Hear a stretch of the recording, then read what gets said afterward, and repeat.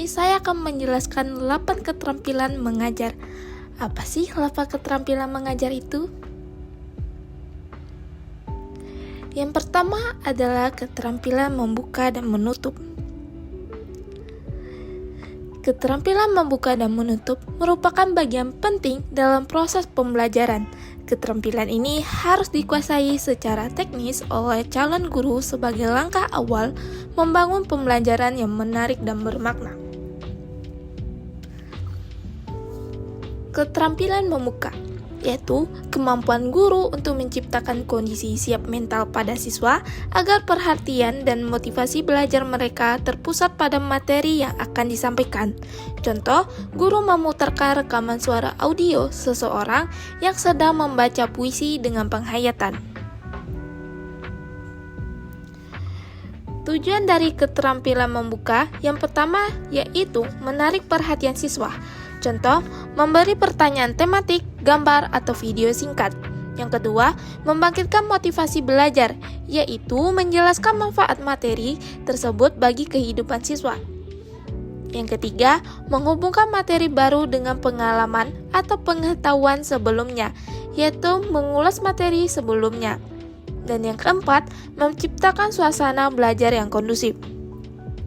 Selanjutnya, keterampilan menutup, yaitu keterampilan guru dalam mengakhiri kegiatan pembelajaran dengan cara yang membantu siswa memahami inti pembelajaran dan memberi gambaran untuk langkah selanjutnya. Contoh, guru meminta siswa merangkum poin-poin penting tentang struktur teks prosedur atau merangkum, dan memberi gambaran singkat tentang pembelajaran selanjutnya. Tujuan dari keterampilan menutup ini yang pertama yaitu menegaskan kembali pokok-pokok materi yang telah dibahas, yaitu menyimpulkan materi secara singkat. Yang kedua, memberikan kesempatan pada siswa untuk melakukan refleksi atau evaluasi, memberi kesempatan kepada siswa untuk memberi pertanyaan dari materi. Yang ketiga, menyiapkan siswa untuk pertemuan berikutnya, yaitu memberi tindak lanjut. Dan yang keempat, menjelaskan pembelajaran dengan kesan yang positif. Keterampilan yang kedua yaitu keterampilan menjelaskan. Kemampuan untuk menyampaikan materi atau informasi secara lisan dengan cara sistematis, jelas, dan mudah dipahami agar siswa memahami konsep dan fakta dalam pembelajaran. Contoh, guru menjelaskan ciri-ciri kebahasaan teks prosedur. Misalnya, penggunaan kata kerja imperatif, konjungsi temporal, dan verbal material atau tingkah laku dengan bahasa yang jelas dan sistematis. Tujuan dari keterampilan menjelaskan yang pertama, membantu siswa memahami materi dengan lebih baik. Yang kedua, menyederhanakan konsep-konsep sulit menjadi lebih mudah dipahami. Yang ketiga, menjawab pertanyaan atau kebingungan siswa secara tepat. Dan yang keempat, menyampaikan informasi baru dengan cara yang menarik dan logis. Prinsip-prinsip keterampilan menjelaskan yang pertama, jelas, yaitu menggunakan bahasa yang mengerti sesuai tingkat perkembangan siswa. Yang kedua, sistematis, yaitu menyampaikan kata-kata secara urut dan logis. Dan yang ketiga, relevan, yaitu materi berkaitan langsung dengan tujuan pembelajaran dan kebutuhan. Keempat, ringkas, yaitu menyampaikan tidak berbelit tapi cukup mendalami. Dan yang kelima, ilustratif, yaitu diperkuat dengan contoh analogi, gambar, atau demonstrasi.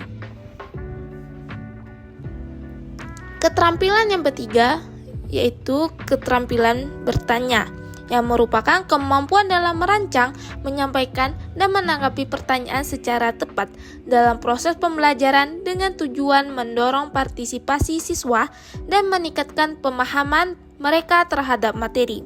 Contoh, guru mengajukan pertanyaan untuk menguji pemahaman dasar. Apa saja struktur umum yang harus ada dalam teks prosedur? Tujuan keterampilan bertanya yaitu meningkatkan keterlibatan siswa dalam pembelajaran. Yang kedua, mendorong pemikiran kritis dan kreativitas. Dan yang ketiga, memastikan pemahaman yang lebih dalam terhadap materi. Pada keterampilan bertanya ini terdapat 3 jenis. Yang pertama, pertanyaan konvergen, yaitu tertutup. Merupakan pertanyaan yang memiliki jawaban pasti atau terbatas. Yang kedua, pertanyaan divergen, terbuka, yaitu memiliki beragam jawaban. Dan yang ketiga, pertanyaan analisis, yaitu mendorong siswa untuk menganalisis, memecahkan masalah, dan mengetahui sebab akibat. Keterampilan yang keempat adalah keterampilan mengelola kelas.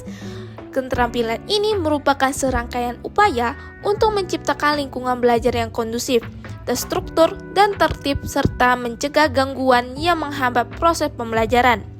Contoh, saat siswa mulai ramai atau tidak fokus, guru menggunakan kontak mata dan mendekati kelompok yang kurang fokus tanpa mengganggu kelompok lain, atau dengan melakukan ice breaking singkat untuk mengembalikan fokus kelas. Tujuan mengelola kelas yang pertama yaitu menciptakan lingkungan belajar yang tertib dan nyaman. Yang kedua, menumbuhkan tanggung jawab dan kemandirian siswa. Yang ketiga, mencegah gangguan dalam kegiatan belajar mengajar. Yang keempat, menumbuhkan kebiasaan positif dalam diri siswa. Dan yang kelima, meningkatkan efektivitas dan efisiensi pembelajaran. Pada keterampilan mengelola kelas ini terdapat beberapa prinsip dasar. Yang pertama adalah hindari intervensi berlebihan yang dapat menghambat. Yang kedua, keadilan dan konsistensi. Yang ketiga, fleksibilitas, yaitu menyesuaikan situasi kelas. Dan yang keempat, responsif terhadap kondisi kelas, yaitu peka terhadap perubahan suasana kelas. Dan kelima, menumbuhkan disiplin positif dengan mendorong siswa untuk disiplin karena kesadaran, bukan keterpaksaan. Selanjutnya, komponen keterampilan pengelolaan kelas. Yang pertama, menata lingkungan fisik kelas, yaitu membuat lingkungan kelas yang rapi, bersih, dan terorganisasi. Kedua, menjaga dan memelihara iklim sosial kelas, yaitu merujuk pada hubungan interpersonal guru dengan siswa. Yang ketiga, mengolah waktu dan transisi kegiatan. Dan yang keempat, menerapkan aturan dan konsekuensi. Keterampilan yang kelima yaitu keterampilan mengadakan variasi, yaitu kemampuan guru untuk mengubah cara penyampaian materi, metode, dan strategi agar pembelajaran lebih menarik, mencegah kebosanan, dan meningkatkan pemahaman siswa. Contoh, guru memvariasikan interaksi dari interaksi guru siswa menjadi interaksi siswa ke siswa, yaitu dengan cara diskusi kelompok. Tujuan keterampilan mengadakan variasi ini yang pertama adalah menarik dan mempertahankan perhatian siswa. Yang kedua, meningkatkan motivasi dan semangat belajar siswa. Yang ketiga, mencegah kebosanan karena metode yang menonton. Yang keempat, mengakomodasi gaya belajar siswa yang berbeda-beda. Yang kelima, meningkatkan efektivitas dan kebermaknaan pembelajaran. Jenis-jenis dalam variasi pembelajaran yang pertama adalah variasi cara penyampaian, yaitu fokus pada gaya dan teknik guru saat menyampaikan materi. Yang kedua, variasi alat bantu dan media, yaitu mengganti atau mengombinasikan alat bantu pembelajaran untuk menyajikan informasi secara menarik dan jelas. Ketiga, variasi pola interaksi, yaitu melibatkan cara guru dan siswa berinteraksi selama pembelajaran. Keempat, variasi aktivitas belajar, yaitu mengganti jenis kegiatan yang dilakukan siswa untuk mengaktifkan berbagai keterampilan dan minat belajar. Dan yang kelima, variasi tempat dan waktu, yaitu terkadang perubahan susunan belajar juga dibutuhkan dalam kelas.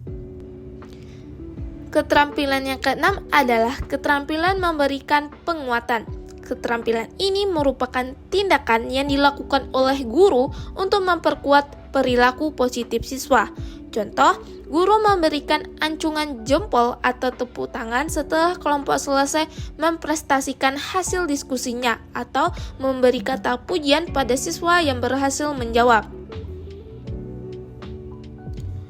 Tujuan dari keterampilan ini yang pertama, meningkatkan motivasi siswa dalam belajar.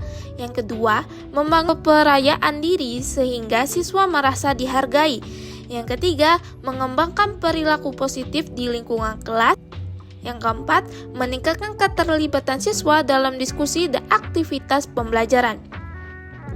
Jenis penguatan ada dua, yaitu verbal dan non-verbal. Yang pertama verbal, yaitu pujian langsung menggunakan kata-kata, dan non-verbal yaitu pujian melalui ekspresi wajah, gestur, tepuk tangan, atau stiker sebagai simbol apresiasi.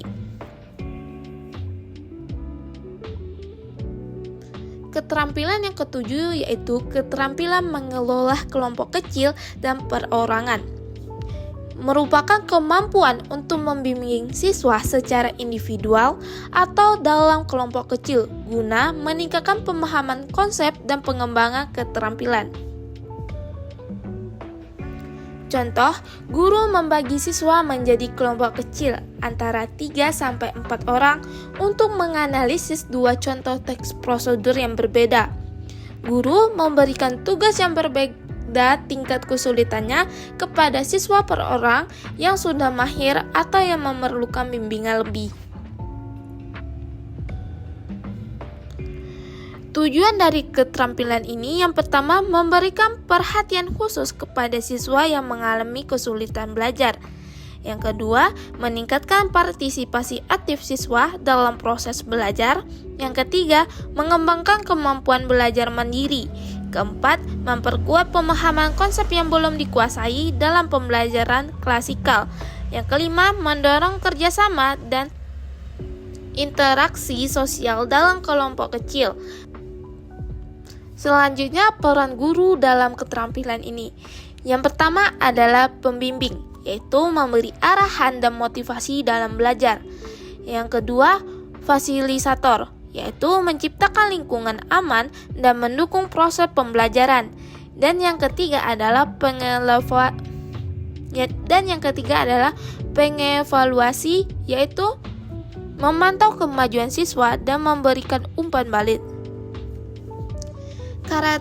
Karakteristik keterampilan mengajar ada dua. Nah, yang pertama adalah mengajar perorangan, yaitu fokus pada satu siswa. Pembimbing intensif disesuaikan dengan kebutuhan individu serta evaluasi bersifat personal. Yang kedua, pengajaran kelompok kecil. Yang pertama, fokus pada interaksi kelompok, pembimbing dan kolaborasi.